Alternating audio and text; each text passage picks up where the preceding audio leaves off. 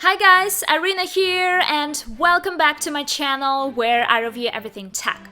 In today's video, let's open the box with the new OnePlus Nord N200 5G. This phone is considered to be a budget model. However, looking at the spec sheet, this phone seems to be promising, which makes it even more appealing since the price of this phone is just $240. So let's get started and open the box.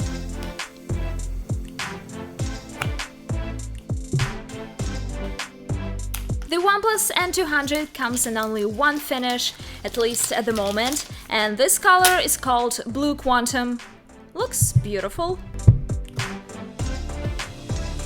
Also, in the box we have a star guide with a SIM tool.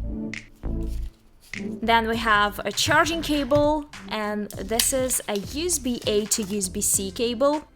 And finally, there's an 18-watt power adapter, and yeah, this is a budget model, so unfortunately you won't find a 30 or a 65-watt warp charger here.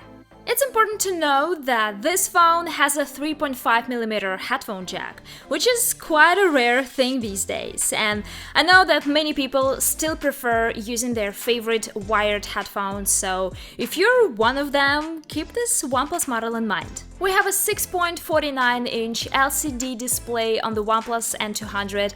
This display supports 90Hz refresh rate, so it feels pretty smooth. When it comes to brightness, of course, I don't really expect this display to be one of the brightest on the market, but when it comes to using this phone indoors, I think it feels enough. The thing that oftentimes gives away the budget phones is that the displays on them don't look sharp, but the display on this phone is actually quite sharp.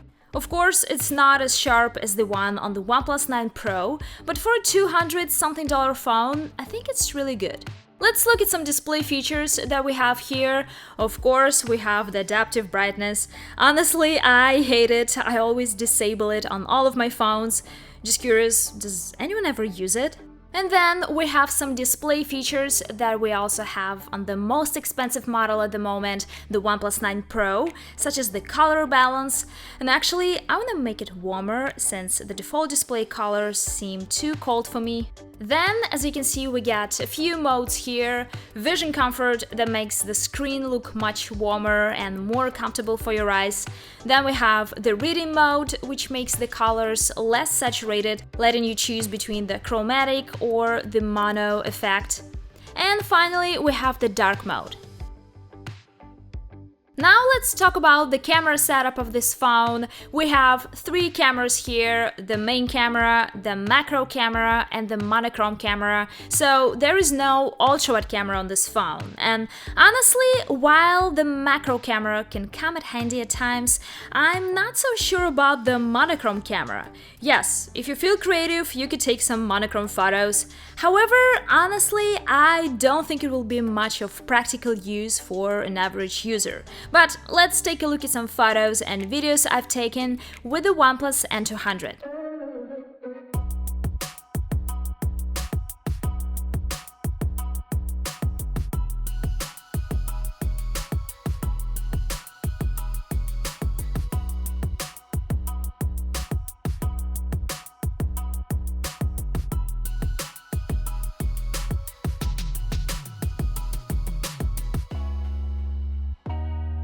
It's important to know that you can only shoot videos at up to 1080p resolution and 30 frames per second on the N200, so you cannot take 4K videos on this phone.